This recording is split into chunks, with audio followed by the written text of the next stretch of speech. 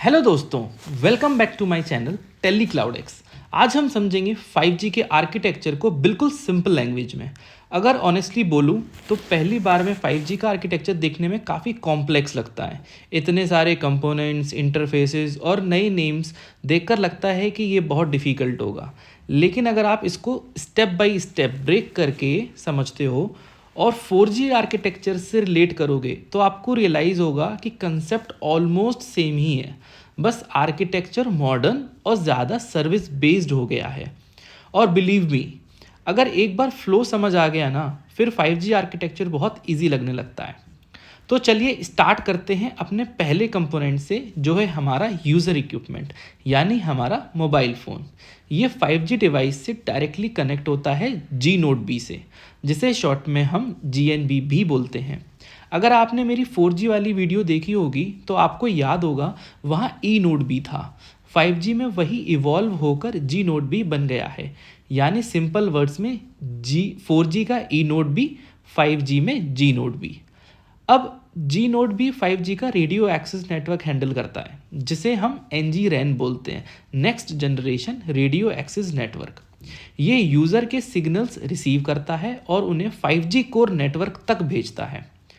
अब आते हैं 5G के कोर पर, जिसे 5GC भी बोलते हैं। यहीं से 5G आर्किटेक्चर पावरफुल और थोड़ा डिफरेंट लगना स्टार्ट होता है। 4G में हम EPC यूज़ करते थे, इवॉल्व्ड पैकेट कोर, अगर आपको याद हो तो। लेकिन 5G में आर्किटेक्चर सर्विस बेस्ड आर्किटेक्चर यानी SBA पर बेस्ड है। मतलब नेटवर्क के डिफरेंट फंक्शंस इंडिपेंडेंटली काम करते हैं और APIs के थ्रू कम्युनिकेट करते हैं। इससे नेटवर्क फ्लेक्सिबल और स्केलेबल हो जाता है। अब एक एक कंपोनेंट को सिंपल वे में समझते हैं। सबसे पहले आता है हमारा AMF, access and mobility management function. ये 4G के MME जैसा होता है। जैसा आपने 4G में MME देखा था, बिल्कुल सेम ही होता है ये। मतलब user registration, authentication and mobility handle करना। फिर आता है हमारा SMF, सेशन मैनेजमेंट फंक्शन। ये यूज़र के सेशंस और IP कनेक्टिविटी को मैनेज करता है। उसके बाद आता है हमारा UPF, यूज़र प्लेन फंक्शन। ये बहुत इंपॉर्टेंट कंपोनेंट है क्योंकि एक्चुअल यूज़र डेटा ना यहीं से फ्लो होता है। इंटरनेट ट्रैफिक बेसिकली UPF ही हैंडल करता है। सिंपल वर्ड्स में समझ लो, AMF सिग्नलिंग और mobility, SMF session management, UPF user data traffic.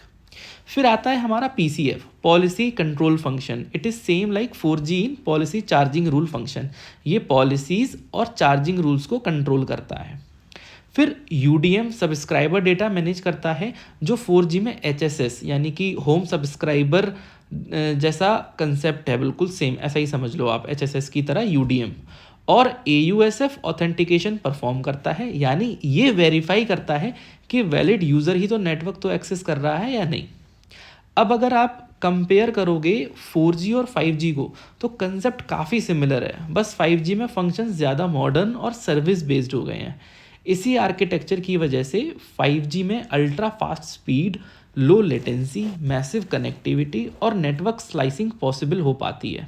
यानी 5G सिर्फ फास्टर नहीं है, बल्कि फ्यूचर टेक्नोलॉजीज़ के लिए एक कंप्लीट स्मार्ट नेटवर्क प्लेटफॉर्म है।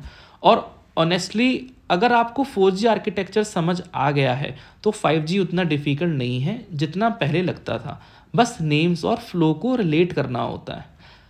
आप कमेंट करके ज़रूर बताओ 5G आर्किटेक्चर में जी नोड बी में जी का मतलब क्या होता है। अगर वीडियो हेल्पफुल लगी हो तो लाइक करो, शेयर करो और टेली क्लाउड को सब्सक्राइब करना मत भूलना। मिलते हैं नेक्स्ट वीडियो में।